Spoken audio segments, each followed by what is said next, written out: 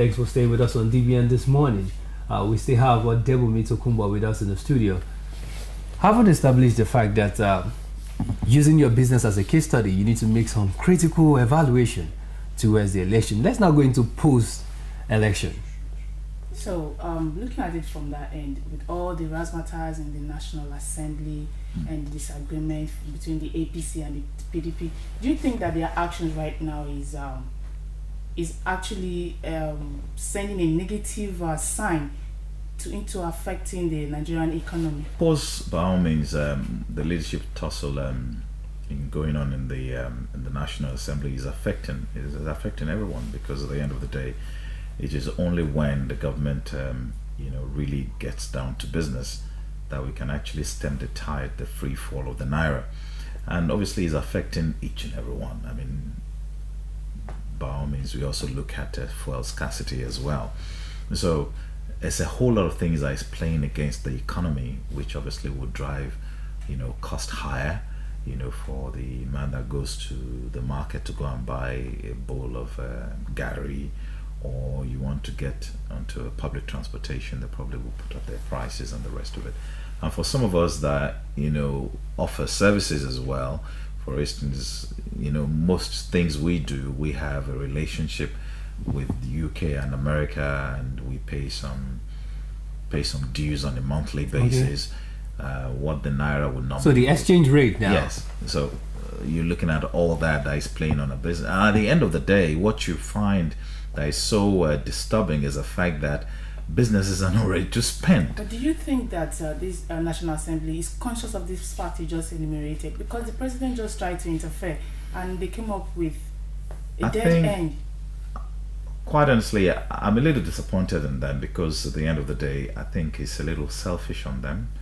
And if we go by what the president has said yesterday, he can't interfere with what is going on in the legislature. He can only appeal to them, to appeal to their good conscience, to be able to see what is a bigger picture, to have the interest of the country at heart rather than their own selfish gains.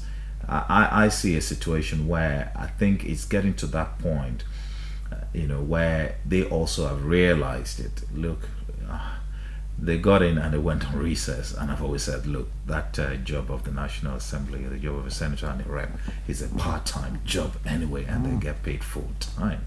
So the earlier they can really get on with these things, it's impacting negatively on the lives of each and every one, be it business, be it an ordinary citizen. We'll bring the drama of what's transpired there. You have senators tearing clothes in that particular one, and you have the media feasting on it. It was all over. How does this in turn play on the Nigerian young person, either doing business or as a student?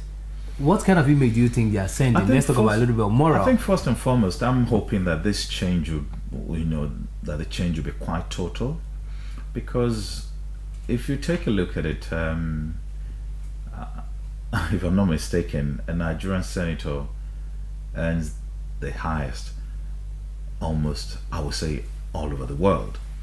This same, House of Rep person in Ghana earns only $43,000. So we must, how would I say?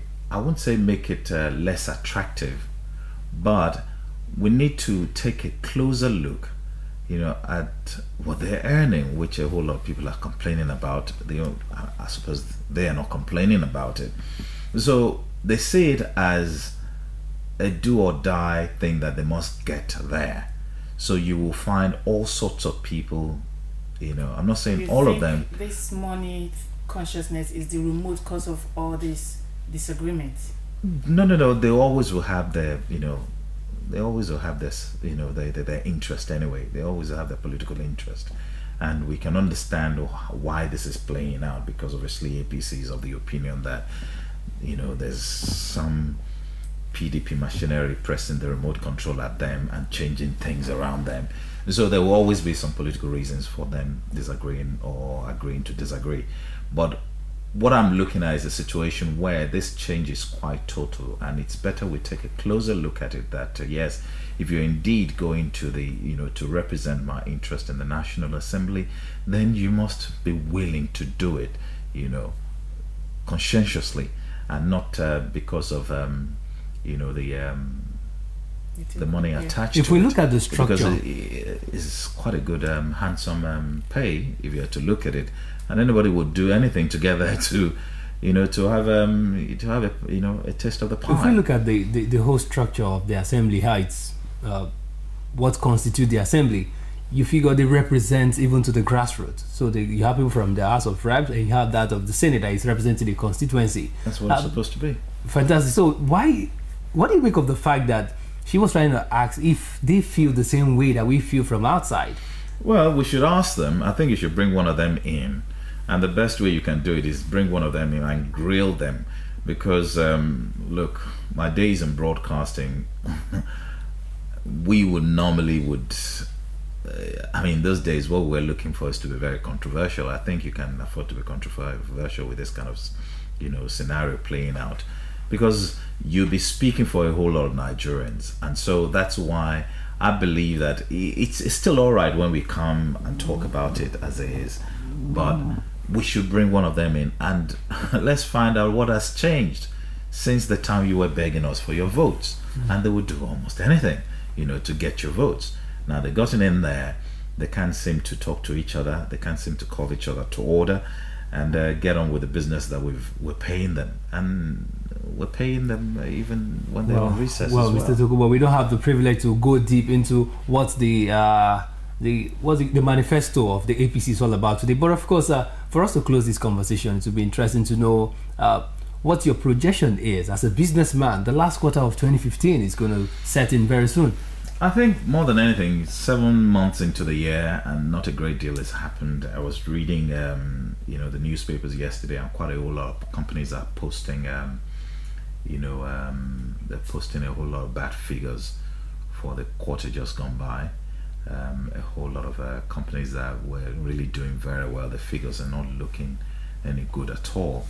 And I think a whole lot of them, obviously, myself inclusive, are yearning for a bit of for the government to step up and take charge of things. I know that yes, the president said yesterday that his hands are tied as to what he can do to be able to broker a solution to the situation.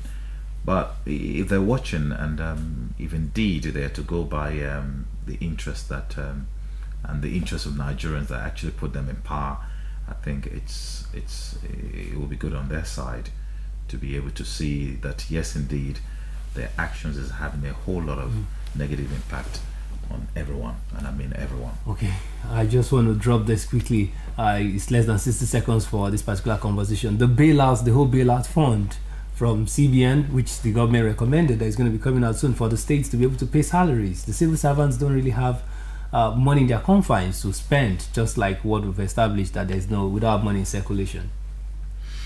Well, funny, I was speaking to a friend of mine who is quite close to one government in the southwest, and he was a commissioner in the last dispensation, and he actually shared with me that I don't think there's any state that has actually appointed their cabinet so far, and he said they were saving a minimum of about 700 million a month, not on political appointments. So 700 million. Yes. So the idea on it is that we need to make governance a lot cheaper, and I'm sure that the likes of Oshun, not having to pay political appointments for the past 1 month or 2 months that they've been inaugurated to power, would have saved some money. I'm also suspecting that they probably would appoint their own cabinet, so as to be able to solve their problem. That is my personal opinion of it. But at the end of the day, we need to let things we need to actually bring down the dust. There's a whole lot of I really can't imagine how anybody can survive without being paid for about 3 months. Very sad. I want to thank you very much, Mr. Tokunbo Debomi, for joining us. Well, the program DBN This Morning continues in just a moment. Do stay with us.